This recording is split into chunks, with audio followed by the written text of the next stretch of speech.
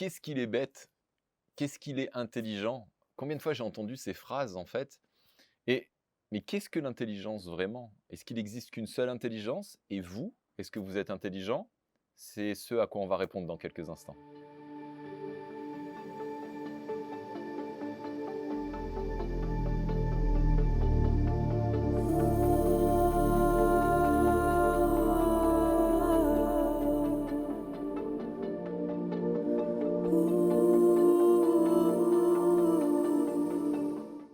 Ayant énormément, gravité et passé une partie de ma carrière dans le milieu universitaire, j'ai été frappé par quelque chose que j'aimerais vous partager dans cette vidéo avant de m'appuyer sur des découvertes en fait que j'ai faites moi-même. Mais il y a en France et dans le reste du monde aussi, une sorte de quête de la connaissance qui vient souvent se manifester pour cacher un vide. Et j'ai vu beaucoup de personnes s'accrocher au diplôme, à leur reconnaissance, comme quelque chose de très égotique et comme s'ils se définissaient à travers ce diplôme et que sans ce diplôme, ils n'avaient pas de valeur ou que sans ce niveau social, ils n'avaient pas de valeur. Et j'ai pu observer que ça crée énormément de souffrance, intérieure et il y a un petit moment de ça, je discutais avec des confrères. J'avais, une de mes, consoeurs en fait, confrères, je sais pas comment on dit, enfin c'était une femme et elle travaillait, près de mon cabinet et elle était, psychologue, elle avait fait son doctorat et elle me confiait que pendant son doctorat, elle avait observé sur elle-même, une sorte de psychose qui se développait. Et elle en a fait pratiquement une spécialité, c'est s'est rendu compte que, des fois, faire trop d'études de manière poussée, si c'est pas vraiment aligné, sur ce qu'on a vraiment envie de faire et qu'on le fait juste pour avoir de la reconnaissance extérieure, ça peut créer des formes de psychose. Et ce que j'ai pu observer, c'est qu'effectivement, dans le milieu universitaire, il y avait beaucoup de gens, malheureux, heu, parce que tout simplement, ils n'avaient pas fait des études pour les bonnes raisons. Ils avaient fait des études pour, entre guillemets, «être aimés» et être reconnus. Donc, vous le comprendrez, c'est une thématique qui m'est chère et qui reviendra souvent, dans d'autres vidéos, mais ils n'étaient pas alignés sur leur moi profond, sur leur identité profonde, mais sur leur identité sociale. C'est-à-dire que tout ce qu'ils faisaient, c'était dans le but d'avoir beaucoup de reconnaissance extérieure et de montrer, alors c'est souvent, on veut montrer inconsciemment à papa ou maman, hein, qu'on est aimable et le problème en faisant ça, c'est qu'on ne vit pas sa propre vie, on vit la vie de quelqu'un d'autre. On vit sa vie dans le but de satisfaire quelqu'un d'autre. Alors cette petite introduction pour, déjà relativiser la notion d'intelligence. Bien sûr, la distinguer par rapport à la culture, hein, puisque, on peut être très cultivé. Cultiver, c'est apprendre, et stocker de l'information et être capable de la ressortir à bon escient, ce qui n'est pas forcément de l'intelligence. Alors, il y a plein de formes d'intelligence. Il y a l'intelligence émotionnelle, il y a l'intelligence de l'art, voilà, l'intelligence créative, l'intelligence des maths, l'intelligence logique, plein d'autres intelligences. Mais moi, c'est pas dans ce registre-là que j'ai envie de vous amener dans cette vidéo, mais dans un autre registre.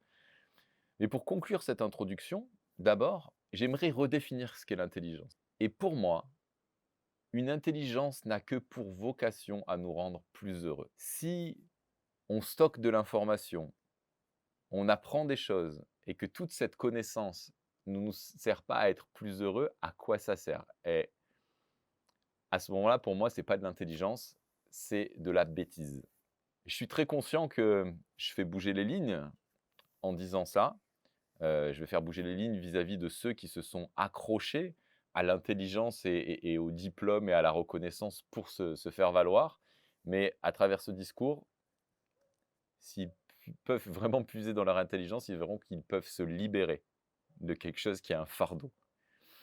Ceci étant dit maintenant, il y a plusieurs, effectivement, types d'intelligence et l'être humain s'est distingué. Cet animal, hein, intéressant qui est l'être humain, s'est distingué des autres animaux, notamment à travers son cortex. Mais ce qui l'a permis de s'ériger au-dessus des autres animaux pendant longtemps, s'avère aujourd'hui être une prison. Alors, l'être humain est prisonnier de son mental et il en devient bête, vraiment. Parce que regardez bien, quelle est la seule espèce animale à se faire prendre par un tsunami alors que toutes les autres espèces animales sont déjà parties depuis 15 jours? Les éléphants, les singes, les serpents, tout est parti et l'humain reste ici. Pourquoi? Il a perdu l'intelligence du corps humain. Cette chose ancestrale que nos ancêtres avaient, depuis peu, on a perdu cette intelligence et c'est pour ça qu'on se retrouve à une époque inédite où il n'y a jamais eu autant de souffrance, autant de malheur, autant de consommation d'anxiolytiques, autant de perte de sens au travail, parce qu'on s'est déconnecté de notre véritable essence, on s'est déconnecté du monde, on s'est déconnecté de la nature. Le langage parle un corps, il a sa propre intelligence et la pensée intellectuelle qu'on utilise peut se connecter à différents niveaux. Donc on peut connecter la pensée intellectuelle au niveau du corps physique. Et ça, on a réussi à le mesurer en taux vibratoire. C'est-à-dire que les personnes qui ont une fréquence vibratoire entre 10 000 et 15 000 unités de Bovis peuvent accéder à l'intelligence du corps.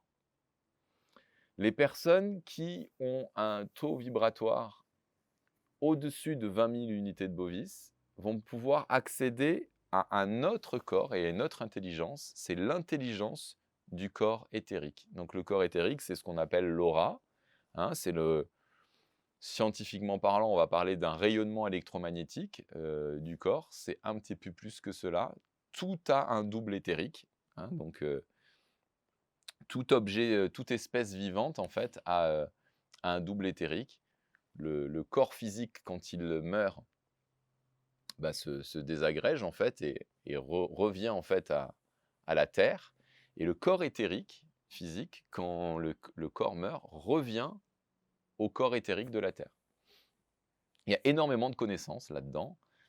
Comprendre le langage éthérique, c'est fantastique parce que une des choses qui est géniale, c'est que vous pouvez de suite voir si une personne ment ou ment pas.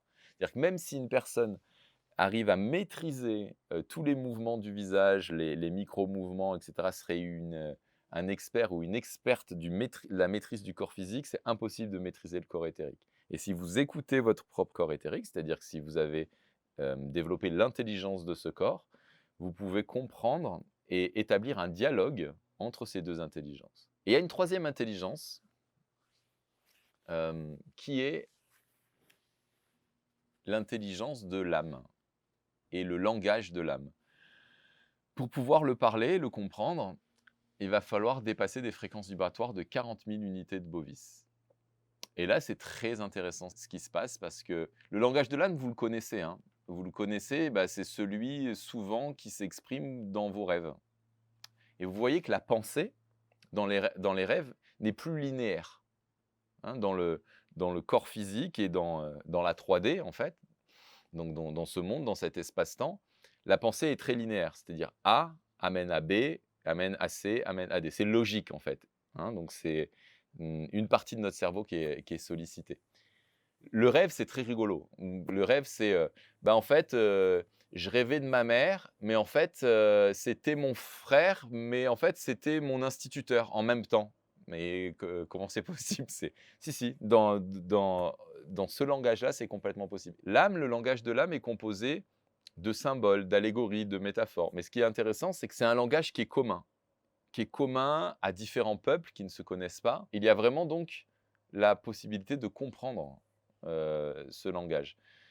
Et vous savez que dans toutes mes vidéos, ce qui est important pour moi, c'est de vous permettre de vous aligner au plus proche de vous. Et si vous voulez rencontrer l'âme sœur, il est fondamental de vivre au plus près de votre âme et donc d'être dans une fréquence vibratoire qui vous permet de comprendre son langage. Ça va éviter, quand vous êtes en relation avec quelqu'un d'autre, d'être dans une relation d'ego à ego ou de mental à mental. Il y a beaucoup de frictions cérébrales qui se font à ce niveau-là.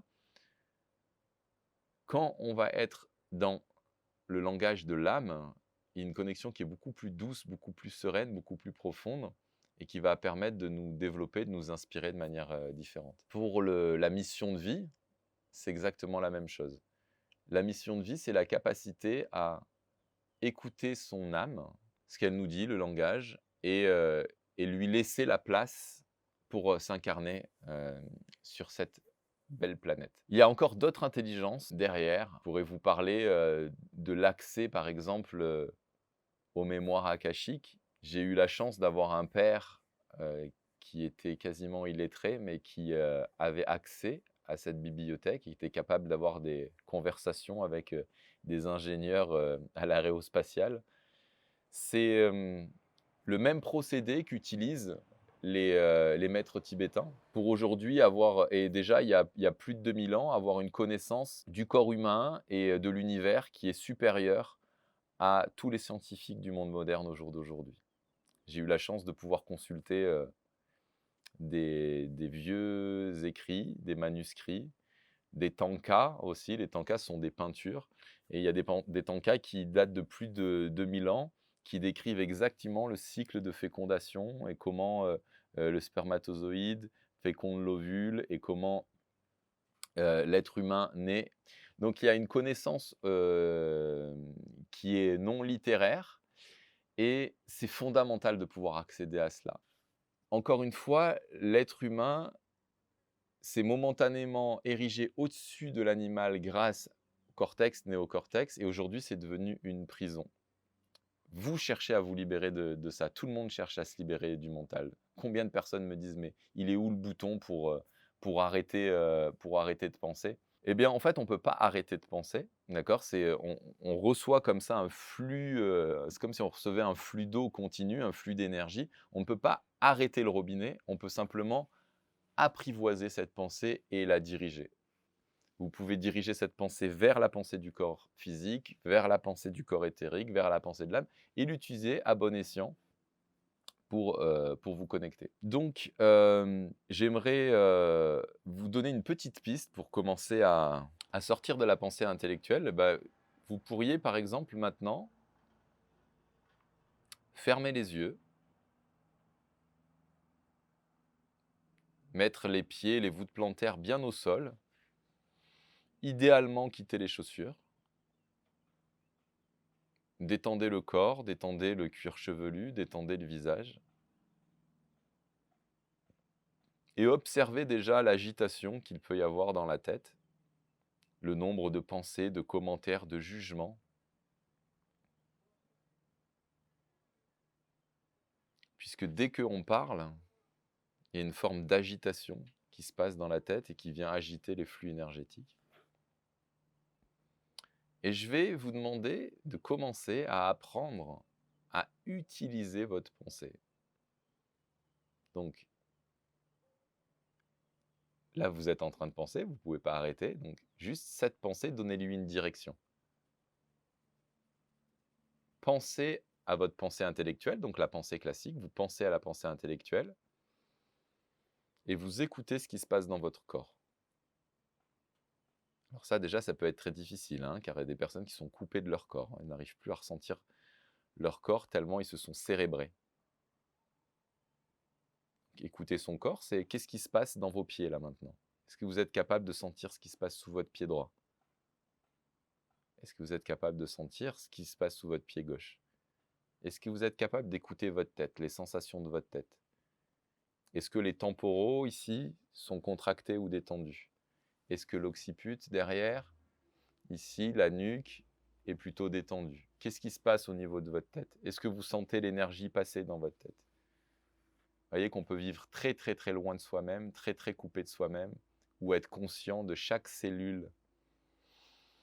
C'est invisible, hein, de l'extérieur, et pourtant ça change tout de l'intérieur. Et maintenant, donc écoutez votre pensée, pensez à votre pensée intellectuelle et écoutez ce qui se passe dans la tête. Et maintenant,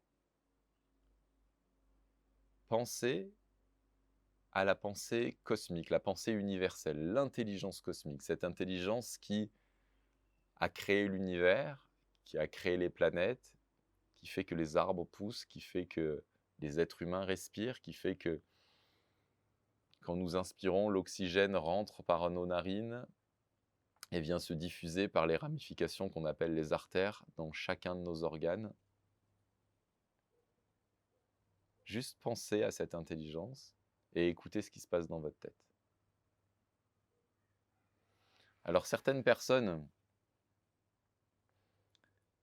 verront peut-être pas de différence d'écoute et c'est pas grave, il y a pas de jugement à se poser. C'est un processus qui prend du temps de réintégrer son corps. Mais c'est toutes ces petites méthodes et ces petites techniques que vous trouverez dans aucun livre, parce que ça m'a été transmis par, des gens à qui avait été transmis cette connaissance depuis très longtemps, que j'aimerais vous partager. Voilà. Je vous remercie pour votre attention et je vous dis à très bientôt.